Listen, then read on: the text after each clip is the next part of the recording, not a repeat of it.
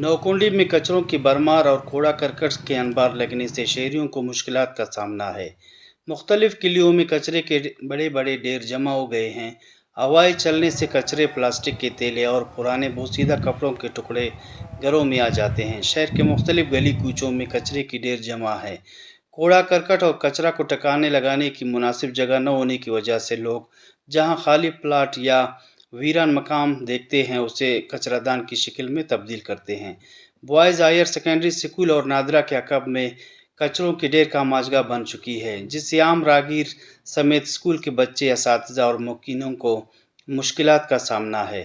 Power house کے ساتھ لوگوں نے اپنے کچرے ڈال کر گندگی اور غلاظت کا ایک بڑا منبع کھڑا کیا ہے۔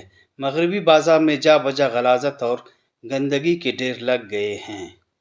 صفائی نصف ایمان بحیثیت تھی مسلمان اما مچھانے معاشرے تھے یا سوسائٹی تے اٹکنوں کا ذمہ داری کہ اما وتی محلہ وتی علاقہ وتی ایریا صاف ستھرا کرنا تو اما نوکونڈی انجمن تاجرانہ ہر وقت صفائی حوالہ مشترکہ پیسہ جمع کرتا، ٹریکٹر لوٹتا اور ماں کچرے گوتا ہے در کرتا گا کیونکہ شا گورنمنٹ نے مگا شاہ رہتا صفائی خاطر ہیچ قسم سہولت نہیں۔